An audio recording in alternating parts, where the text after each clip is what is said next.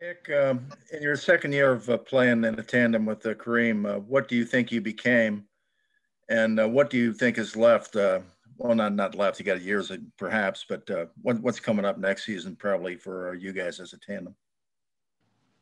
Yeah, I learned a lot. I learned that it is ways for us both to be on the field at the same time. It is way for both of us to to still have a good year at the same time. I think that's the biggest thing that I took from it all. That we can still be us and share the ball and have success with it. And same thing for years to come, just for us to keep having fun, playing and winning games together. Thank you, Steve. Daryl Ryder, you're up. Hey, Nick, could you just reflect on how far you guys came this year as a team in the face of so much adversity that you had to deal with, with not only injuries, but, obviously the pandemic, and just what does it mean to you to accomplish things that hadn't been accomplished in Cleveland for the Browns, since the 1990s?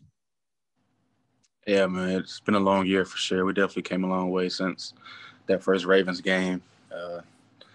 So yeah, we've been through a lot, but this team never stopped fighting, never gave up, never gave in, and it paid off for us. Definitely a special year. We'll always remember this year with COVID and so many changes and everything that's happened. But we won the first playoff game, made it to the Divisional Round. Didn't get it done, but it's still more for us out there, and we're not going to stop. I'm going to continue to work harder and just keep working and see where we are end up next year. But it's a while away for now. Kevin Stefanski told us that, he talked to Baker, and Baker's so excited he doesn't have to spend his offseason having to learn a new offense. Just what's it going to mean for you guys to be able to take a step forward and have that continuity now going forward? Yeah, that's huge for sure. I haven't even thought about that, but yeah, it's the first time going into a season since I've been here, and I have to relearn our offense. So it's probably even better for Baker because he's a quarterback and all. But yeah, that's big. I think we need to just hone down on what we've been doing, what we have going, and just master it. Just take look at everything for now, but for now, just self-evaluate ourselves as a team, as individuals, and look where we can improve in areas, and take some time off and go back to work and improve. Thank you, Daryl. Jeff Shadell, you're up. Hey, Nick, what do you think, whatever you guys learned in these two playoff games, how will that help you in that situation going forward? I really get to only take away from the game yesterday. For the most part, just in that moment, you have to make it happen. You can't have any mistakes. Everything matters, and it's win or go home. So, I think our team will. I think we understand that. Next time we get the opportunity, I hope everyone fully understands it, me included. Just you only have that one moment, one game to make it happen, and you can't afford to have any mess ups or mistakes. So, I think that's the biggest thing. We ever get there again, I think that was a great lesson learned yesterday. Thanks, Jeff. Nate Ulrich, you're up. Hey, Nick, what are some of the main reasons you feel good about this team's future? The biggest reason this team never stops fighting, never gives up. The facing of adversity, playing a game without your head coach, without key players, and to still come out and win, still come out and fight. And even yesterday, when things look bad, we still fought to the end and never gave up. I think that's the biggest thing. I think it's just the beginning of this team, and we just got to keep getting better, keep improving, and never lose that fight. Obviously, for every NFL franchise, head coach and quarterback are crucial. What do you think you have in Kevin Stefanski, Baker Mayfield, and how much confidence does that give you in the future? A lot of confidence for sure. And Kevin, he's a great coach, and this system he's brought in, it speaks for itself. There's ways for everyone to have success on our side of the ball. And not only that, it's a really good offense. And Baker, he's our guy, he's our quarterback. He proved that, since he's been here. And if he can only get better, the future is definitely bright for us. Thanks, Nate. Mary Kay Cabot, you're up. Nick, when you were talking about, you realized even yourself, just when you get to that moment, when you get to that big day, that, you've got to be on point. You had a couple of uncharacteristic drops on that one drive. And you obviously made it a bunch of other really big plays, but will those stick with you and drive you for the next time you get into a playoff game like that, and promise yourself that something like that won't happen again? Yeah, for sure. I mean, it was tough. I mean, I think it didn't go my way at all, so can only learn from it. It happened, I'm just mad at myself because that's something I worked so hard to improve on, was catching the ball in all season. And up until, yesterday, it's been working for me. So I can only learn from it, get back to work, and when the time comes again, be ready for it. Thank you. Thanks, Mary Kay. We'll go to Scott Petrick. Hey, Nick, what impressed you most about Baker this year? Probably just his improvement from last year to right now. I mean, he's definitely improved, got a lot better in every way, And I mean, it started off, it paid off. I mean, he never stopped fighting. He kept going, and it paid off for us, and it took us to the second round of the playoffs. So I think he improved a lot. And the Browns can negotiate a contract extension with you in this offseason. Is that something you expect? Have you talked to him at all about that?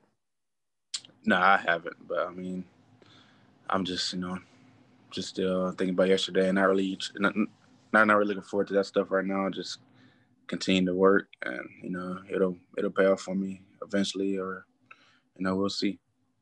Thanks. Thank you, Scott. Aditi Kinkabala has our next question. Hey, Nick, when you talk about Coach Stefanski, he's maybe as straight of a guy as you are. What is the best part of playing for him? And when you look at this year, what do you think was his biggest challenge, the biggest thing he had to overcome in this first season in this organization? What was the first part of the question? What's the best part of playing for him? What do you like most about playing for him? I don't even know. I mean, he's about work. I mean, that's what I like. He's not going to sugarcoat anything. He's going to tell you how it is. He pushes us. That's probably what I like about him. And his biggest challenge, I don't know. I mean, he never really showed that he was facing any challenge. But for me, I guess it's being first year head coach is probably his biggest challenge. It's not really being a guy who everybody looks to when things go bad, or things like that. So that's probably the biggest challenge for him. Thanks, Aditi. Nate Ulrich, you're up. Hey, Nick, I wanted to ask you about the offensive line. What did they show this year the 2020 season as a group, and just how promising is it when you think about all of them being under contract next year? Yeah, I mean, those guys did an amazing job all year, and I know it was probably hard for them because every game, like somebody new is out, so having to go in and just with all the different communications and all the different things that they do to be a great line. I mean, props to them because they did a great job, and yeah, I mean they're just great. They made everything happen for us. Thank you, Nate. Mary Kay Cabot, you're up. When we talked to JC a little while ago, he said, arguably, you're the best runner in football. What does it make you feel like to hear your center say something like that about you? Yeah, I mean, I definitely appreciate that coming from JC, who's probably the smartest person in football too. So, I mean, he probably knows what he's talking about, I guess. But yeah, I mean, I appreciate it a lot. But I mean, it's because of him and those guys up front that make it possible. Thank you. Thank you, Mary Kay. We'll go back to Scott Petrick. And you mentioned that you learned that you and Kareem could be on the field at the same time together. But you guys were out there together a bunch this year. So do you think that's an area that can take a jump next year, is where you're both in the backfield together? Yeah, I think so. And even like earlier, we got the same offense to hone down and learn. So I think we definitely can implement some new stuff like that to get us both in the mix at the same time. So yeah, I definitely think it's possible. Thanks. Thank you, Scott. Go to Steve Dorshik. Nick, if you can think back to what your mindset was pregame yesterday, during the game. I mean, That's as far as the Browns have been in many, many years. You were there on the field experiencing that. What was it like to be out there in that atmosphere? You know, and it's got to be in your head what's at stake. But how maybe was that game different than other games you play? I mean, yeah, it meant more just because it was a playoff game, and we know that. I mean, in that time, it's win or go home. So my mindset is just go out there and play and win from our team, do what I can. And yeah, that's pretty much it. I mean, it's a different atmosphere for one because played, you know, in their head first time going there, and you know they're number one seed, so their fans were definitely excited about it. So I mean, it was fun. It was, you know, it was intense, but you know, we got to do a better job of getting the job done next time. Thank you, Steve. We'll go back to Mary Kay Cabot.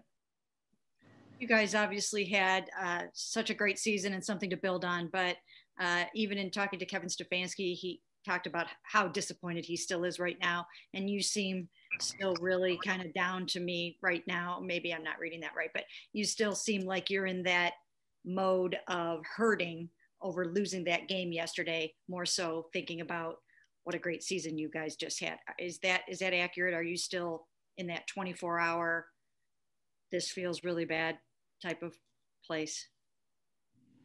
Yeah, I mean, yeah, I am down, but it's just those close games when you lose like that hurt way more than when you get blown out. And just knowing that one drive could have, you know, made the difference in us going home or playing next week. And I mean, just for me personally, I hold myself to a high standard of playing at a high level every game, and I didn't do that yesterday.